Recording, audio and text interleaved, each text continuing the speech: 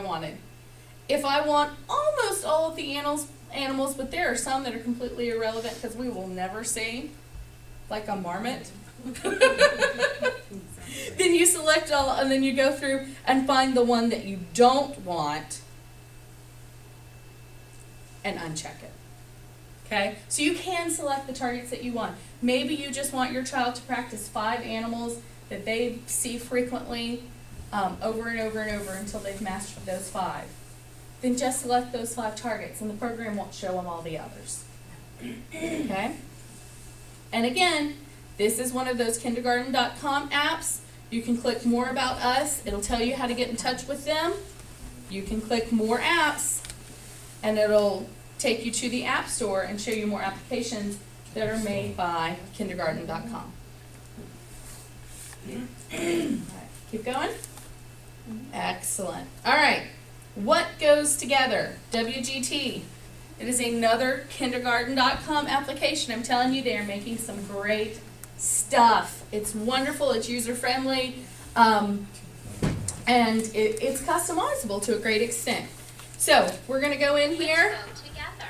And this is where we talked about that DTT, that discrete trial training, those flashcards that the therapist carried around and put on the table and moved around and the kid picked up and crumbled and the therapist cried because those flashcards cost $800, no longer has to happen.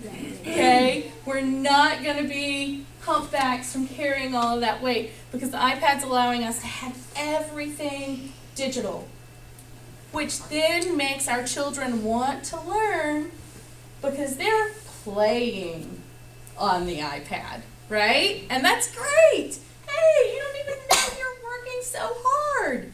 So, this app again has some different features that you can turn on and off. The reinforcement, the target selection.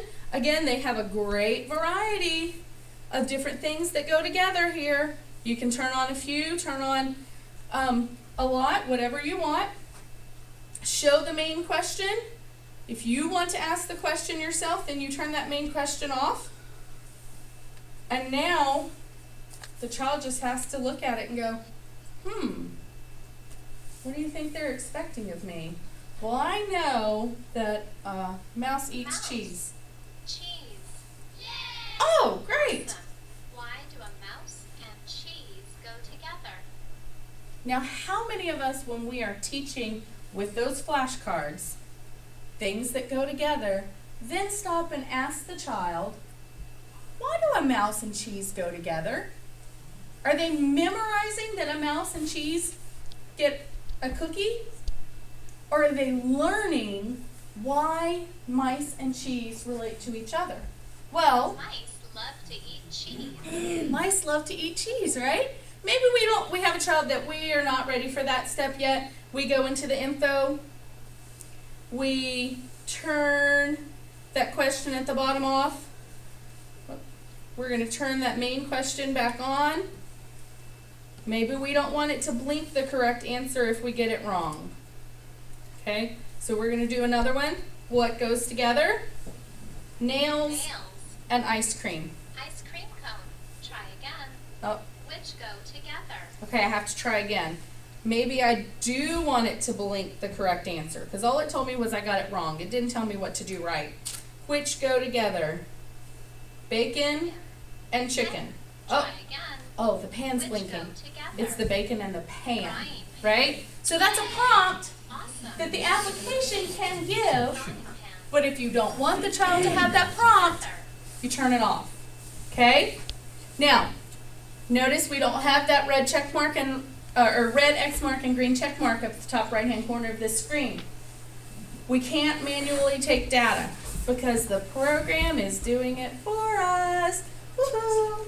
Anyone who's ever taken data could be really, really excited about this because it's one less thing that we have to think about. And parents, if you haven't taken data on things that you're doing with your children at home, you should. The reason teachers and behaviorists take data is because that tells us whether or not what we're doing is working.